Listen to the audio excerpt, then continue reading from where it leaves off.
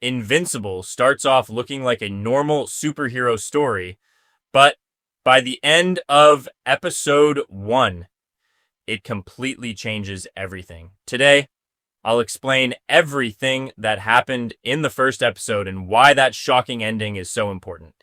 Let's get into it. The episode opens with the Mauler twins attacking the White House, but before they can do any real damage, the Guardians of the Globe arrive alongside Earth's greatest hero, Omni-man. The Guardians quickly defeat the villains, showing us that this world is already filled with powerful superheroes.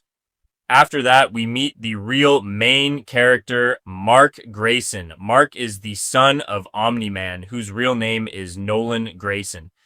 Even though his father is considered Earth's strongest protector, Mark still hasn't developed any powers, making him wonder if he'll ever become a superhero himself. At school, Mark gets into a fight with a bully named Todd after standing up for Amber Bennett. Things don't exactly go his way, but Amber appreciates what he tried to do, giving us the first glimpse of their future relationship. Everything changes later that evening. While taking out the trash, Mark suddenly launches a garbage bag hundreds of feet into the air. His powers have finally appeared. Excited beyond belief, he rushes home to tell his parents. While Debbie is thrilled, Nolan seems much more reserved. Instead of celebrating, he immediately starts preparing Mark for the responsibilities that come with being a Viltrumite. Nolan explains that their species can fly, possess incredible strength, and live for thousands of years. Being a hero isn't just about saving people, it requires discipline, and sacrifice training begins almost immediately. During one lesson, Nolan punches Mark so hard that he sends him flying through the air. It isn't out of anger, but to teach him that holding back in battle can get him killed. It's a harsh lesson, but one that shows Nolan isn't the warm, encouraging father Mark expected. Wanting to prove himself, Mark creates a homemade costume and stops a small robbery. Although it's far from perfect, it's his first real experience as a superhero. Later, Nolan takes Mark to meet Art Rosenbaum, the tailor responsible for designing superhero costumes. After choosing the name Invincible, Mark receives his iconic blue and yellow suit and officially begins his journey as a superhero.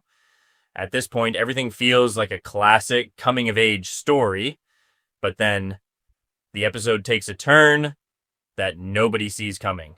Late that night, the Guardians of the Globe receive an emergency signal and rush to their headquarters. When they arrive, they discover that the person who summoned them wasn't in danger. Standing before them is Omni-man. Without warning, he attacks. What follows is one of the most brutal fights in modern superhero animation. Even working together, the Guardians can't stop him. They fight back with everything they have, seriously injuring Nolan in the process, but one by one, every member of the team is killed. By the end of the battle, the Guardians of the Globe are dead, and Omni-man collapses from his injuries. This final scene completely changes the meaning of the entire episode. Up until this point, Omni-man had been portrayed as the world's greatest hero and Mark's biggest inspiration. Now, he's revealed to be the very person responsible for murdering Earth's strongest defenders. The biggest question isn't how he did it, it's why. And that mystery becomes the driving force behind the rest of the season. Episode 1 perfectly disguises itself as a typical superhero origin story before delivering one of the most shocking endings in animation. If this is your first time watching Invincible, that final twist is almost impossible to forget. What did you think about episode 1? Let me know in the comments. And if you'd like to see episode 2 explained next, don't forget to subscribe. I'll see you in the next one.